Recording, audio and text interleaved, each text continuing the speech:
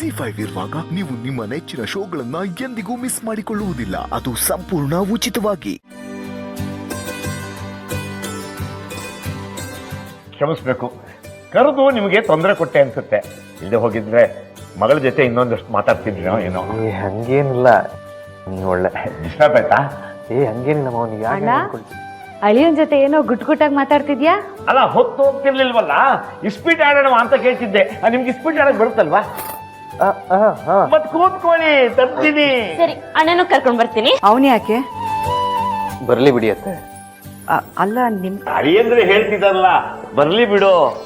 ಯಾರ್ ಮಾತ್ ಕೇಳ್ತಿರೋ ಬಿಡ್ತಿರೋ, ಆದ್ರೆ ನಿಮ್ ಅಳಿಯನ್ ಮಾತ್ ಮಾತ್ರ ನೀವಿಬ್ರು ಚಾಚು ಚಪ್ಪದೆ ಪಾಲಿಸ್ತೀರ.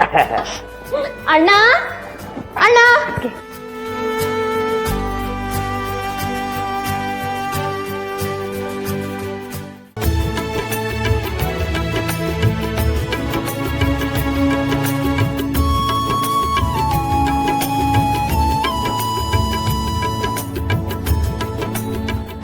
ಏನತ್ತೆ ಇದು?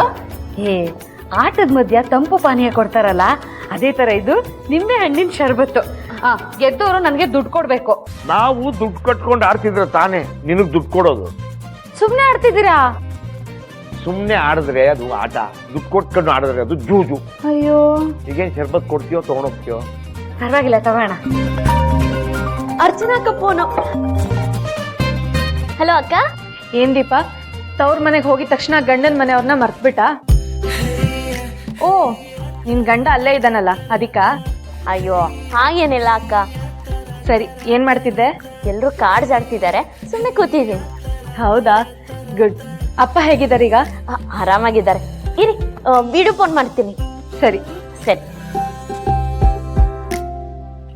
ಅಕ್ಕ, ಇರಿ ತೋರಿಸ್ತೀನಿ. ನೋಡಿ, ಎಲ್ರು ಸೇರ್ಕೊಂಡು ಕಾರ್ಡ್ಸ್ ಆಡ್ತಿದ್ದಾರೆ. ನಮಸ್ತೆ. ಅಂಕಲ್ ಕೇಳ್ಕೊಡು, ಮಾತಾಡ್ತೀನಿ. ಪೊಲೀಸಪ್ಪ ಮಾತಾಡು. ಹಲೋ ಅಂಕಲ್, ಹೇಗಿದ್ದೀರಾ ಈಗ? ದೇವ್ರ ದಯೆಯಿಂದ ಚೆನ್ನಾಗಿದ್ದೀನಮ್ಮ. ಒಳ್ಳೇದಾಯ್ತು. ಇನ್ಮೇಲೆ ಆರೋಗ್ಯದ ಕಡೆ ಗಮನ ಜಾಸ್ತಿ ಕೊಡಿ. ನನಗೇನಮ್ಮ ಆಗುತ್ತೆ, ಗುಂಡು ಕಲ್ತರ ಗಟ್ಟಿಯಾಗಿದ್ದೀನಿ, ನೋಡ್ಬೇಕಾದ್ರೆ.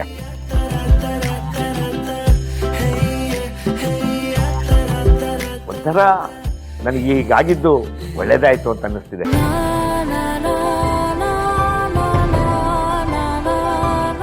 ಏನ್ ಹೇಳ್ತಿದ್ದೀರಾ ಅಂಕಲ್? ನನಗೆ ಆರೋಗ್ಯ ತಪ್ಪದಾಗ ನನ್ನ ಹೆಂಡತಿ, ಮಗಳು, ತಂಗಿ, ಅಳಿಯಂದ್ರು ಎಷ್ಟು ಸಹಕಾರ ಕೊಟ್ಟರು ಗೊತ್ತಾ? ಅವ್ರು ತೋರಿಸಿದ ಕಾಳಜಿಯಿಂದಾನೆ ನನ್ನ ಜೀವ ಉಳಿದಿದ್ದು.